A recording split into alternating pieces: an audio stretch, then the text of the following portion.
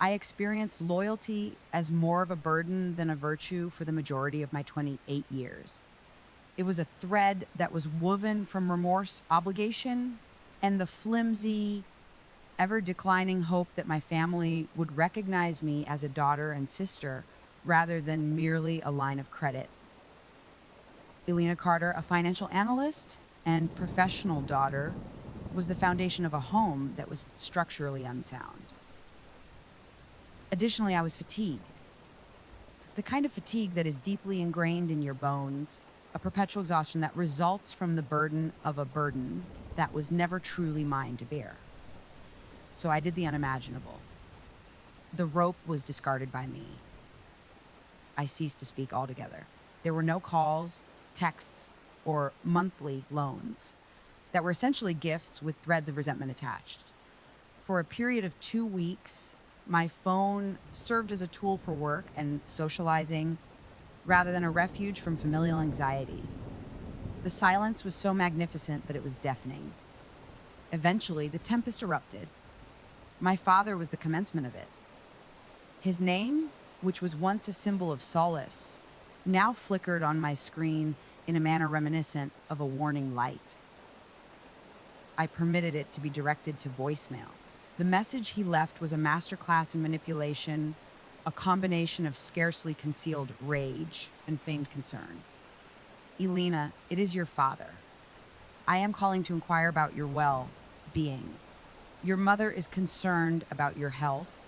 We have accumulated bills, including the electric bill, which is past due. Please return our call. We would appreciate it if you would not be a stranger to your own family. Translation, where is our money? Next, my brother, No, arrived. No, the 30-year-old prodigal son, who had never prodigaled, was perpetually on the brink of his next big thing and always required my seed money. His text was more straightforward. L, my father is in a state of panic. Said that you are disregarding him. Is everything in order? By the way, my friend and I have a remarkable concept for a subscription box service that offers artisanal dog delights. In order to initiate the prototype, approximately 500 are required. Consider the matter. It is certain to be successful. I kept my eyes fixed on the message until the words became hazy. This is a certain victor, much like the food truck that never sold food, the graphic design business that never created anything, and the dropshipping website that only ever depleted my bank account. I had been the silent investor in their lives for years, investing my resources in a portfolio of broken promises and poor judgments. The asset I had drawn upon to sustain them was my own life. I recall being 17 years old and working 40 hours per week at a Greasy Spoon diner in addition to my high school education. This was not to save for college or to purchase a car, but rather to cover the mortgage payment that my father forgot after a particularly difficult week at the dog track. The scent of stale coffee and sauteed onions was etched into my memory as a symbol of their survival and my sacrifice. I recalled that I had initially attended community college, enrolling in night classes to allow me to work full-time during the day.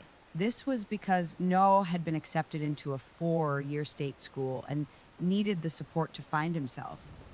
At 2, I was huddled under a pile of textbooks, fueled by cheap instant noodles, while he shared images of frat parties. There was no celebration when I ultimately graduated with top honors and secured employment at a downtown financial firm. There was only a new expectation. My success was not my own. It was a result of the family's new, improved income stream. See, we knew you had it in you, my father had said, patting me on the shoulder. His hand was already feeling as though it was reaching for my wallet. The sacrifices were unwavering. I skipped lunches in order to save money, informing my colleagues that I was on a diet. However, the ZAR 15 I saved each day was deposited into a separate account marked Family Emergencies. This account was used to cover the cost of my mother's dental crown, Noah's security deposit for an apartment from which he would be evicted 6 months later, and the new transmission for my father's truck after he decided to attempt off roading. Each transfer was akin to administering a blood transfusion to individuals who would subsequently utilize the energy to inflict harm on you. However, the genuine breaking point, the moment the noose was so constricted that it threatened to suffocate me, had occurred a month prior to my silence. My father made a hurried phone call on Sunday morning.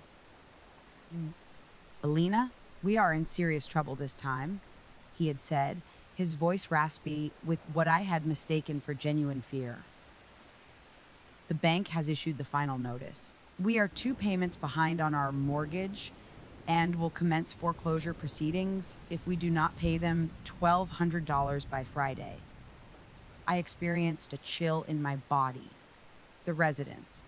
It was the sole residence I had ever known, despite its emotional depletion and dysfunctional nature. Every scraped knee, every lifeless holiday, and every lonely birthday were set against this backdrop. I was unable to endure the idea of my mother, despite her numerous faults, being abandoned on the streets. My own rent check was sitting unsent on my kitchen counter when I said, Okay, I'll handle it."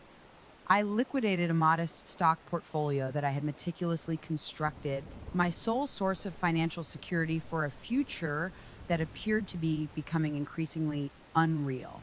I promptly transferred $100 to his account and accepted the early withdrawal penalty. His voice was resonant with relief. "You are a lifesaver, child. You truly are. We are indebted to you." I experienced a fleeting sensation of hope for a week, a sensation that I had not experienced in years. It is possible that this served as the necessary wake-up call. It is possible that circumstances would evolve at this time. The truth emerged, as it frequently does, through the negligent lens of social media. This was a photograph that Noah's acquaintance had tagged him in. The captions as follows: "Vegas, baby." Noah was seen in the photograph with a garish, overpriced cocktail in his hand, and he was beaming. It is important to note that what occurs here, particularly Noah's money at the blackjack table, remains in the area. The date stamp was visible on a digital screen in the backdrop, despite the casino haze. The following Saturday, I transmitted the funds, my money. The funds intended to preserve their residence. I experienced a nauseating jolt in my abdomen. I initiated the excavation process. I visited my father's Facebook page, an area that I typically steer clear of. It was located there. A post that was published 2 days prior. A photograph of his Ford F-150, which appears to be far too new and glistening. The caption reads, "I have finally purchased a new vehicle for myself. Hard work is rewarded." Congratulations were expressed by friends and family. My aunt wrote, "Wow, things must be going great." My father responded, "You are aware of this. Finally, certain excellent investments are beginning to yield results." I was an advantageous investment. My mother's page served as the concluding component of the puzzle. Images from a luxurious steakhouse, the type with white tablecloths and wine lists that exceed the length of a brief novel. The post published was on the Tuesday following the transfer. Their electric bill could have been paid for 3 months with the cost of that single meal. The residence was not in foreclosure, not at that time. This $100 was not intended for the bank. The funds were allocated for my financially irresponsible father's down payment on a truck, my deadbeat brother's Vegas vacation, and extravagant dinners for all of them. My money was not the only thing they had taken. They had also taken my sacrifice, my concern, and my hope, and they had laughed in my face while they spent it. They had exchanged my affection for a weekend of inexpensive excitement. That was the point at which the pillar fractured. That was the day I lowered the rope, walked away from the gallows, and resolved to allow them to hang themselves. The tone changed when I failed to respond to their calls or texts. The feigned apprehension dissipated, and it was succeeded by the raw, unadulterated entitlement that I was so familiar with. Dad, Lena, this is absurd. You are conducting yourself in a manner that is indicative of a juvenile. Your dependability is essential to us. It is your obligation as a daughter. Noel, it is exceedingly uncool to ghost us. What is the issue you are facing? Some of us are required to pay expenses. The final guilt-laced missile was fired by my mother, who rarely initiated contact unless she was in need. I am uncertain as to what we did to earn the resentment of a daughter who is so self-centered and unappreciative in light of the numerous services we have rendered to you. After reading the final text, I couldn't help but chuckle. The tiny apartment was filled with a hollow, joyless sound. Selfish. It was the term they employed to characterize any action I took that was beneficial to me rather than to them. It was their weapon, and for the first time in my life, it possessed no potency. I was not self-centered. I was solvent. I was unoccupied. I transformed the solitude I established into a haven. I began to hear my own voice once more in that silence. Initially, it was hesitant and creaky, but it was present. I redirected the funds that I would have intended to send to them and enrolled in an advanced certification course for financial planning. I became a member of a running club and began to pound the pavement every morning, sensing the city awaken around me. Each stride was a step away from the person I used to be. The sensation of burning in my lungs was purifying and clean. Life commenced to exhibit color and texture. I reconnected with old acquaintances who I had neglected due to my constant exhaustion or financial constraints as a result of a family emergency. I have since developed a fondness for spicy Taikazine, vintage jazz clubs, and the simple pleasure of reading a book in a park on a Sunday afternoon without my phone beeping with another request. I was not merely fulfilling his needs, I was also constructing his existence. I encountered Liam Harrington during this period of self-discovery. He was a client and the heir to a modest but successful logistics company. He visited my firm in order to acquire guidance regarding the diversification of his personal portfolio. He was everything that my family was not: attentive, articulate, and refined. His eyes, which were the color of warm whiskey, were only on me as he listened to me. He remembered minor details from our conversations, such as my preferred coffee shop and the fact that I was preparing for Hunkei.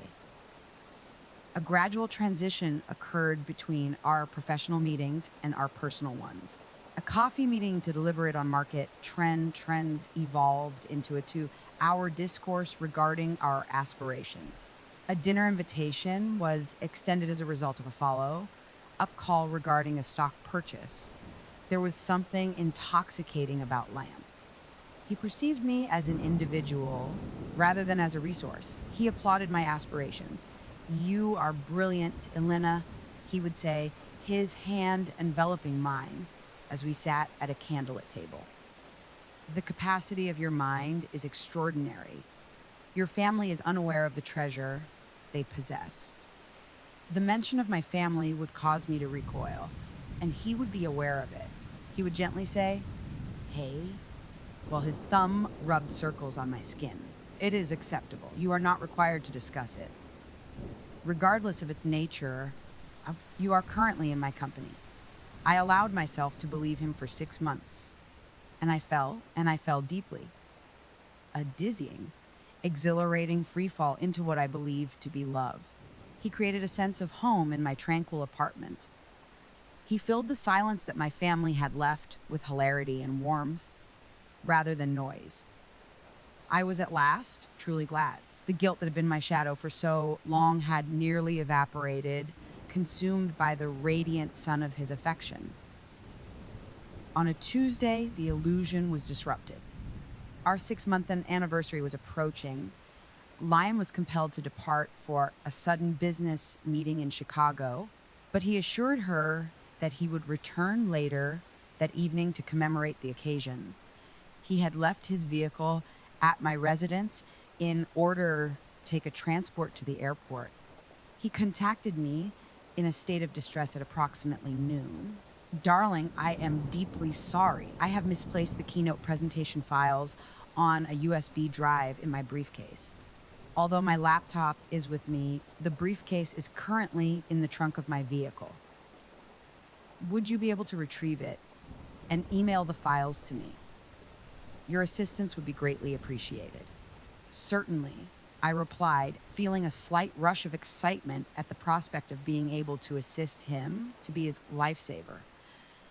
However, the experience was quite different when it was reciprocated. I descended to the garage, opened the trunk of his Audi, and discovered the leather briefcase. A straightforward, unassuming cardboard file box that was concealed in the corner was toppled over as I extracted it. A cascade of papers spilled out onto the trunk floor as the lid suddenly dropped off. Damn it, I murmured as I kneeled to retrieve them. The majority were unremarkable, including outdated insurance certificates and records of car maintenance. I then noticed a sheet of paper with a letterhead that was familiar to May, a high-end real estate agency from the most expensive suburb in the city.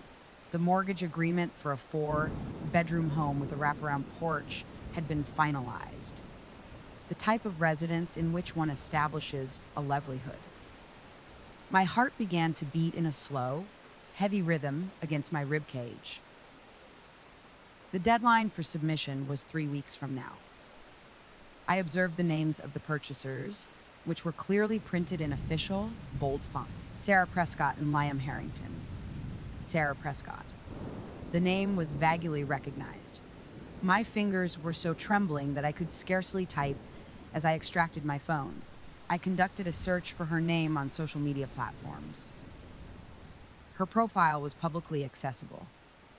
The profile picture depicted her and Liam, with his arms encircling her and both of them beaming. The diamond on her ring finger was capable of cutting glass, and her left hand was conspicuously displayed. 2 months ago, her relationship status was amended to indicate that she was engaged to Liam Harrington. The photograph served as a chronology of my own delusion. A photograph of them at a winery, taken on the weekend he informed me that he was engaged in a boys' fishing trip. A photograph of them at a black tie gala, taken on the night he canceled on me due to a sudden stomach flu. My airways were evacuated of air. On its axis, the garage appeared to be tilting. His new beginning was not with me. His affair was with me. His side endeavor. The actual 4-bedroom house with the wraparound porch. His real fiancé and the fun, intelligent distraction from his real life. I redirected my attention to the documents that were dispersed throughout the trunk. My mind, the analytical mind that Liam professed to admire, engaged a gear that I was unaware it possessed. The shock was being swiftly replaced by an unfamiliar sensation, a cold, clear, and sharp sensation akin to a shard of ice. I observed an additional folder, this one belonging to a jeweler. The receipt for the engagement ring was enclosed. Full payment has been received. Underneath, it was a florist's receipt for recurring delivery of white roses to a Miss Sarah Prescott on a weekly basis, with the recurring notee. To my future Mrs. Harrington, he was not merely engaging in unethical behavior. He was constructing an entire world, a perfect, picturesque existence with another woman, and he was using my time, affection, and body as a temporary escape. I felt as though the trust I had placed in him was the most foolish and irresponsible investment I had ever made. I meticulously and methodically reinserted each paper into the box. with the exception of one. It was a thick manila envelope that was tucked at the very bottom and was labeled Harrington Logistics, Privet. My analyst's curiosity, which was now fueled by a glacial fury, took over. It was initiated by me. The documents contained within were not personal, but rather corporate emails that had been printed, financial statements that are generated internally, shipping manifests.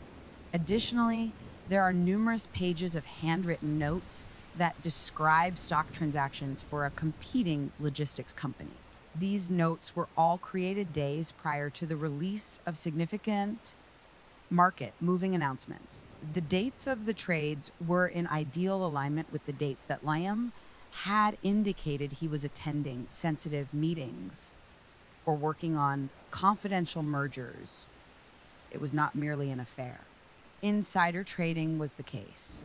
Liam was not merely a dishonest individual, he was a criminal. He was unlawfully manipulating the market and financing his idyllic life with Sarah by utilizing confidential information from his family's business. The diamond ring, the costly dinners, and the new Audi, all of these items were likely procured with financial gains from his criminal activities. I stood in the silent, concrete garage, the aroma of gasoline and betrayal permeating the air. My heart had been torn asunder by my family's initial betrayal. Liam's subsequent submission failed to satisfy. It transformed it into a rigid and unyielding substance. The most effective form of retribution is to live a fulfilling life. I have consistently found that to be a rather unsatisfying platitude. Occasionally, the most effective form of retribution is reprisal. I extracted my smartphone and captured high-resolution, crystal-clear images of each document contained within the Mela envelope. The mortgage agreement was captured on camera. The jeweler's receipt was captured on camera. Subsequently, I reinstated each item in its original state. I discovered the USB drive in the briefcase, took it upstairs, and emailed the presentation to him with a straightforward message. Here you go. Let me know if you need anything else. Love, E. I was the ideal, affectionate companion for the subsequent few days. I was an actress who delivered a performance that was worthy of an Oscar. Upon his return from Chicago, I extended a greeting and served him a home-cooked meal. We commemorated our anniversary one day later than anticipated, and I listened with a mask of admiration as he expressed his gratitude for me and his vision for our future together. I experienced no sensation.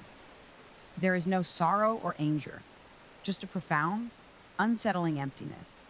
His truth in the trunk of his car cauterized the portion of me that could have been injured by him.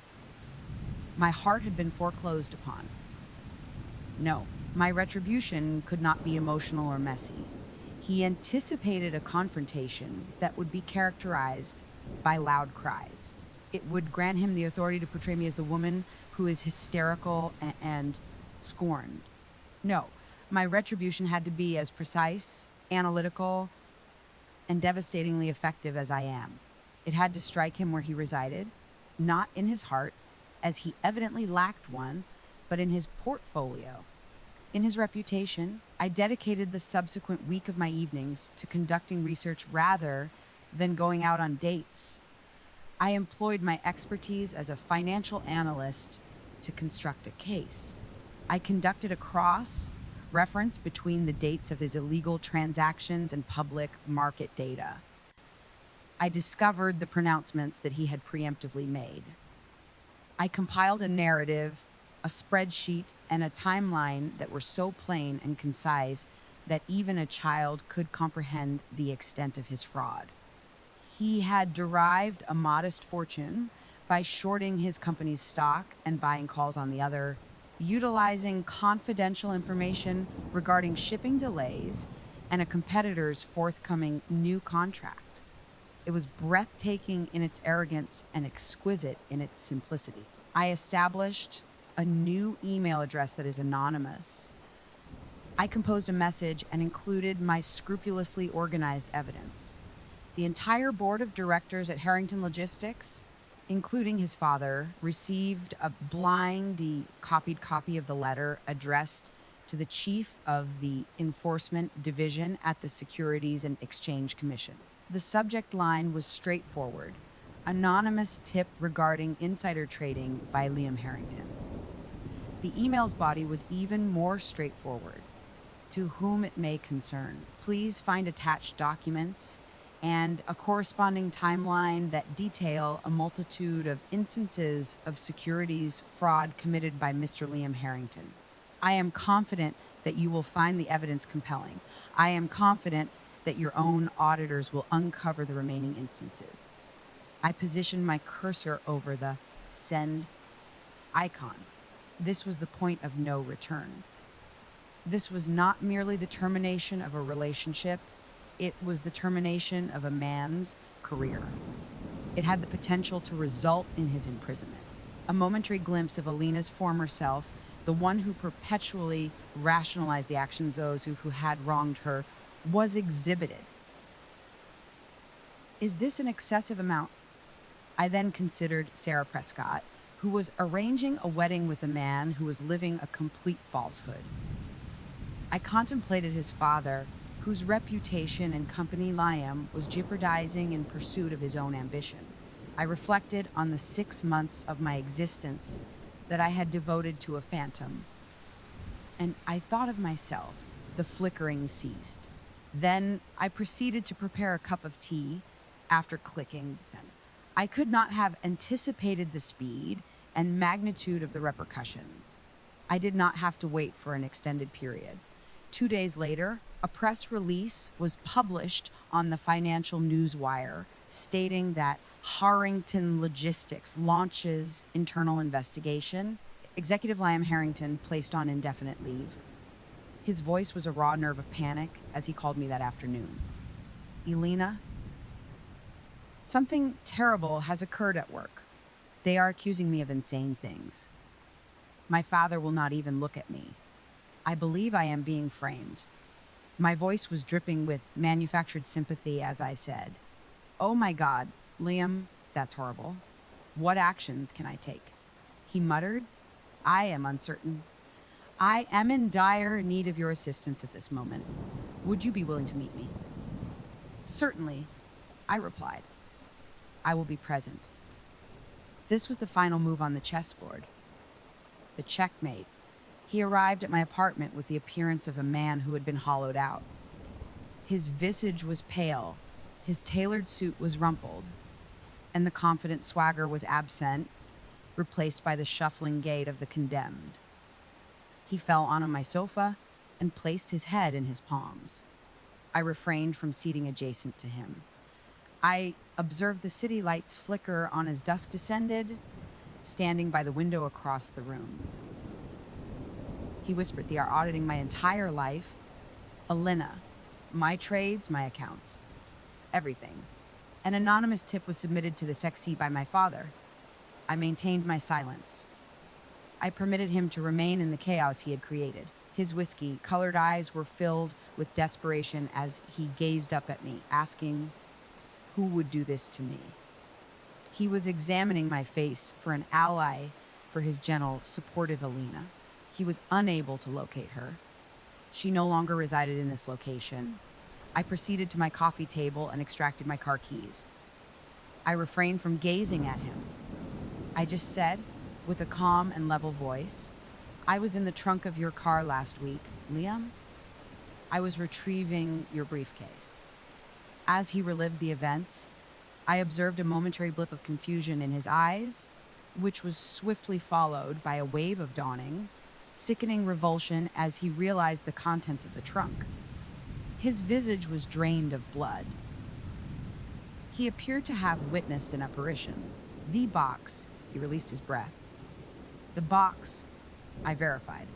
The mortgage agreement for the 4-bedroom house with the wraparound porch, which you acquired with Sarah Prescott, the fiancée you conveniently neglected to mention for 6 months.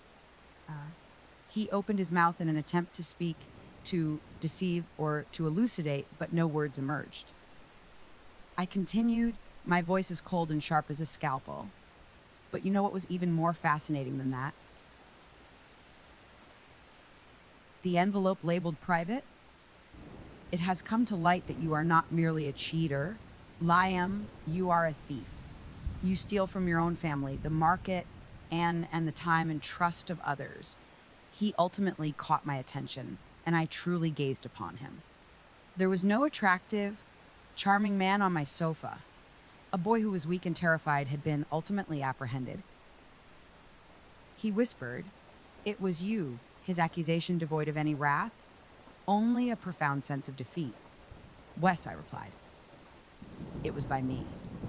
I refrained from shouting. I refrained from weeping. I did not provide him with the satisfaction of a spectacle. I merely presented the facts. He had engaged in a sequence of investment decisions that were poor. I had merely liquidated the asset. I went to the door and opened it. "I believe it is time for you to depart." His life was in ruins as he staggered to his feet and walked past me like a zombie, his life in ruins. He did not utter another syllable. I closed the door as he departed, and for the second time in my life, I experienced the profound, purifying relief of a necessary silence. The story unraveled in the business columns in the weeks that followed. Liam was terminated. A formal investigation was initiated by the Securities and Exchange Commission, SEC. Sarah Prescott, according to a mutual acquaintance, canceled the nuptials on the day the news was announced and was pursuing legal action to recoup the funds he had invested in her. The truth had dismantled his flawless existence, which had been sustained by deception. Additionally, my family. Their decision was precipitated by my reticence. Their fragile ecosystem disintegrated in the absence of my consistent financial IV drip. The foreclosure that I had temporarily halted with my THA 1200, which I had betrayed, became a reality. They were unable to make the payments. They were unable to produce one. There were no additional journeys to Vegas or new trucks to mitigate the impact. The harsh, cold logic of their own irresponsibility was all that was present. On a rainy Tuesday morning, my father made his final phone call. I nearly declined to respond. However, my morbid curiosity compelled me to select right. "The house is being taken," he declared, his voice devoid of its customary bluster. The voice belonged to a man who had suffered a genuine loss. "The sheriff arrived this morning. We have 30 days to evacuate." I did not utter the words, "I warned you," or "You caused this to happen to yourselves." I simply listened. "I am at a loss, Alina," he stated, and for the first time, I heard a genuine sense of despair. "There is no place for us to go." Elena's previous self would have crumbled.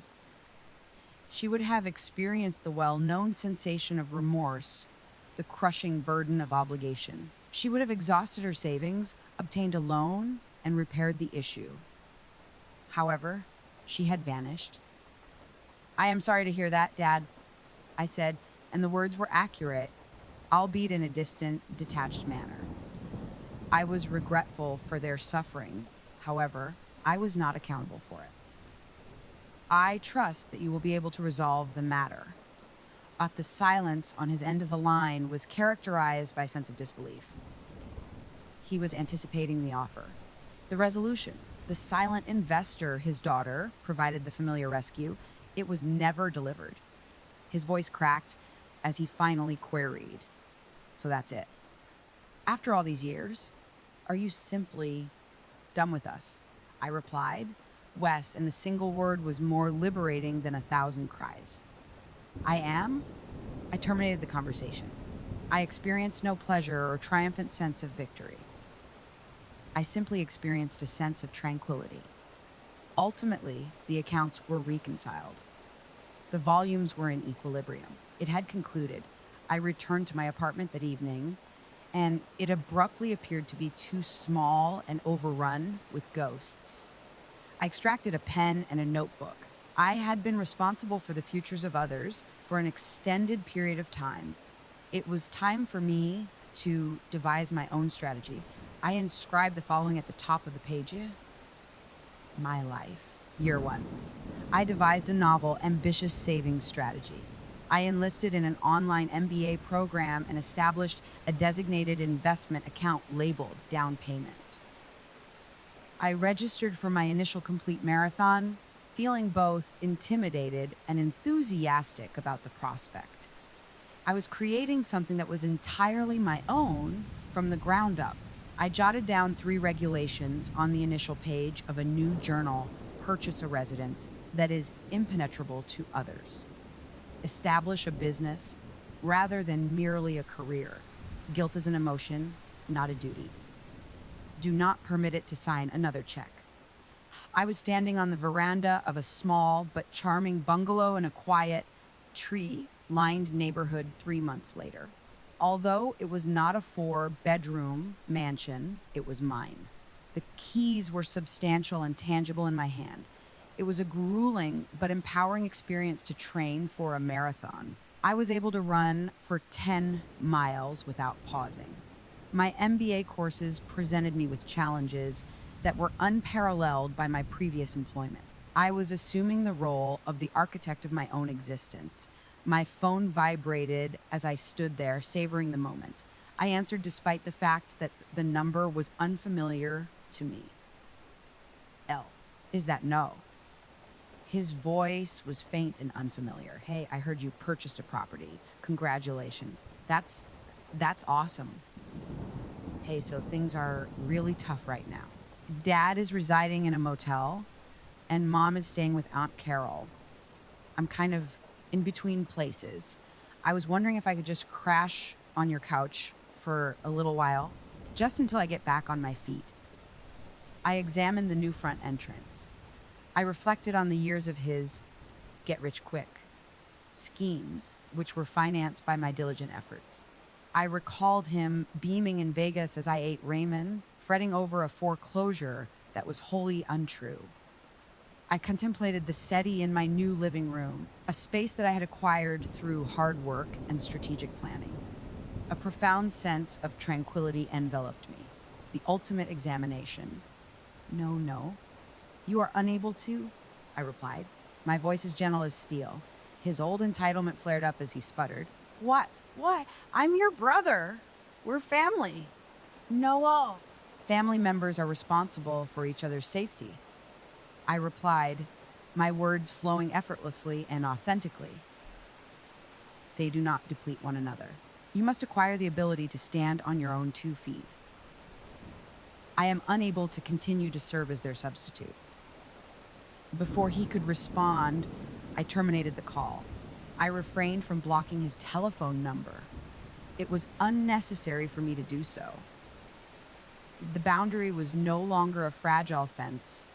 It was a fortress wall that I had constructed brick by brick. The door swung open as I turned the key in the lock. The interior was characterized by the aroma of new paint and the feeling of potential. Empty, it was a blank canvas. My canvas. I entered, closing the door on the ghosts of my past, and for the first time in my life, I felt genuinely, completely, and breathtakingly alive. I was at home.